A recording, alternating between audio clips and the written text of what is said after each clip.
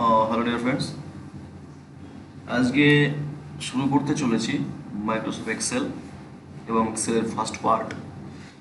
আজকে আমরা শুধু জানবো যে মাইক্রোসফট এক্সেল কীভাবে ওপেন করতে হয় এবং পেজ ওপেন করার পরে বিভিন্ন যে মেনুগুলো আছে সেগুলোর নাম সম্পর্কে, সেগুলোর বর্ণনা সম্পর্কে। তারপরে আস্তে আস্তে আমরা এগিয়ে যাব এক্সেলের বিভিন্ন অংশে। তো চলো, প্রথমে আমি স্টার্ট মেনুতে যাই। স্টার্ট মেনুতে যাওয়ার পরে এখান থেকে মাইক্রোসফট অফিস খুঁজবো। এই যে মাইক্রোসফট অফিস, এখানে ক্লিক করার পরে দেখবো মাইক্রোসফট এক্সেল। এই যে মাইক্রোসফট এক্সেল, এখানে ক্লিক করতে হবে।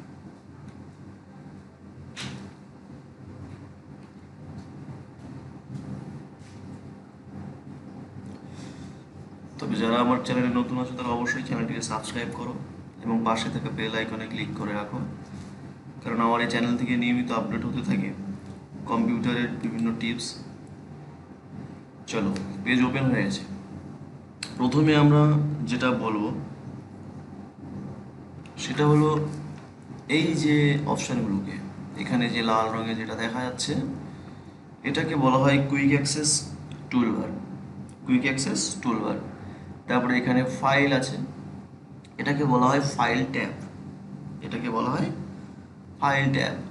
তারপরে এখানে যে অপশানগুলো দেখা যাচ্ছে, এখানে যে অপশানগুলো দেখা যায় এটা হচ্ছে মেনু বার। এই যে insert, page layout, format, data, reviews, views, এগুলোকে বলা হয়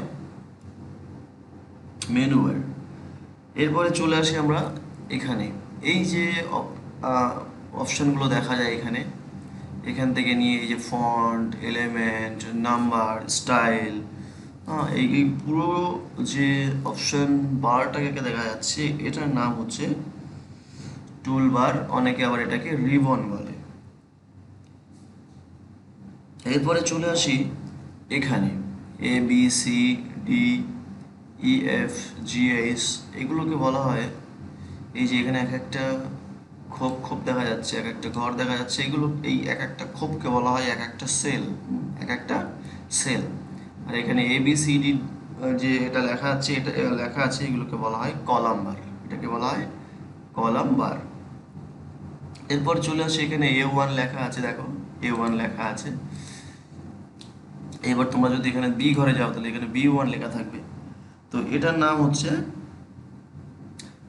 নেম বক্স। এটার নাম হচ্ছে নেম বক্স। এরপরে চলে আসি আমরা এখানে, এই যে জেনারেলের ভিতরে এখানে যে নাম্বারিং বলে যে লেখা আছে, এই অপশনটিকে বলা হয় সাইডে এখানে, এটাকে বলা হচ্ছে ডায়লগ বক্স লাউঞ্জার। এরপরে চলে আসি আমরা এখানে, উপরের যে লাল রঙের যেটা দেখা যাচ্ছে এটার নাম হচ্ছে টাইটেল বার। অর্থাৎ আমি কিসের উপরে কাজ করছি, এটা হচ্ছে মাইক্রোসফট এক্সেল 2010। তো এটাই হচ্ছে টাইটেল বার। এরপরে চলে আসি আমরা এখানে, এখানে যে অপশানগুলো দেখা যাচ্ছে এটা হচ্ছে কন্ট্রোল বার। এটা হচ্ছে কন্ট্রোল বাটন। এখান থেকে আমরা যেমন কাটতে পারি, এখান থেকে মিনিমাইজ করতে পারি, এখান থেকে ম্যাক্সিমাইজ করতে পারি। এরপরে চলে আসি আমরা এই যে এরিয়াটা যেখানে আমরা কাজ করি, এই এরিয়াটাকে বলা হয় স্প্রেডশিট এরিয়া। স্প্রেডশিট এরিয়া, এখানে আমরা মূলত কাজ করে থাকি। আর এক একটা যে খোপ করা আছে, এক একটা ঘর করা আছে, এগুলোকে বলা হয় এক একটা সেল। এটাকে বলা হয় এক একটা সেল। তোমরা আবার দেখে নাও, এখানে ABCD লেখা রয়েছে, এগুলোকে বলা হয় কলাম বার। অর্থাৎ এই সোজা করে এগুলোকে বলা হচ্ছে এক একটা কলম। এক একটা কলম। এরপরে চলে আসি আমরা বাঁ দিকে এখানে 1 2 3 4 লেখা রয়েছে, এগুলোকে বলা হয় র বার। হ্যাঁ, এক একটাকে বলা হচ্ছে র বার। তো এই যে র, অর্থাৎ এখান থেকে নিয়ে পুরোটাই হচ্ছে এক একটা র। আর এই লম্বা লম্বি সোজা নেমে আসলে বলা হয় কলাম। এরপরে চলে আসি আমরা এখানে শিট 1, দেখো এখানে শিট 2 লেখা রয়েছে, শিট 3 লেখা রয়েছে। আমার কাজের প্রয়োজনে হয়তো আমরা 6 4 ক্রিয়েট করতে পারি, আমার কাজের প্রয়োজনে হয়তো 6 শিট 6 বা 5 ক্রিয়েট করতে পারি আমাদের প্রয়োজনীয় মতো, যতটা আমাদের প্রয়োজন হয় ততটা শিট আমরা এখান থেকে ক্রিয়েট করতে পারি।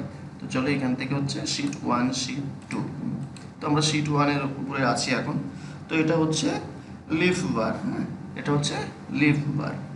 এরপরে চলে আসি আমরা এখানে, এই যে নিচে যেটা রয়েছে এটাকে তোমরা দেখেছো আমার অনেক ভিডিওতেই শুনেছো যে এটাকে কি বলে, এটার নাম হচ্ছে স্ট্যাটাস বার, এটা হচ্ছে স্ট্যাটাস বার।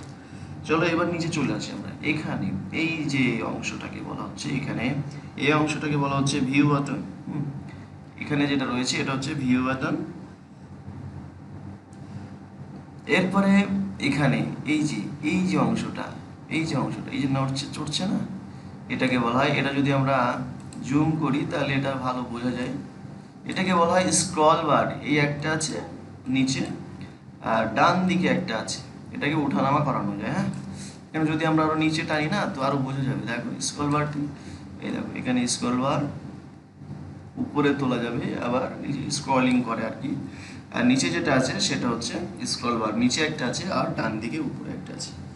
এরপরে চলে যায় এখানে এই যে মাইনাস এবং প্লাস চিহ্ন দেওয়া আছে, এই মাইনাস আর প্লাস এটা হচ্ছে জুম কন্ট্রোল, অর্থাৎ তুমি পেজটাকে যদি বড় করতে চাও তখন তুমি প্লাস চাপতে হবে, অর্থাৎ জুম ইন করতে হবে, আর যখন মাইনাস চাপতে হবে তখন জুম আউট হবে, এটা হচ্ছে জুম কন্ট্রোল। ঠিক আছে ফ্রেন্ডস, আজ এই পর্যন্ত। আজকে তোমরা জেনে নিলে কোন সাইট, প্রথমত আমাদের এক্সেল শিখতে গেলে আগে আমাদের নাম জানতে হয়, আসলে কোন কোন পেজের কোন কোন সাইটের কি কি নাম সেটা জানতে হয়। তো আজকে তোমরা জেনে নিলে, তবে আবারও বলে রাখি যারা আমার পেজে নতুন আছো তারা অবশ্যই চ্যানেলটিকে সাবস্ক্রাইব করো এবং পাশে থাকা বেল আইকনে ক্লিক করে রাখো। ঠিক আছে ফ্রেন্ডস, আজ এই পর্যন্ত, দেখা হবে আগামী ভিডিওতে পার্ট 2 নিয়ে।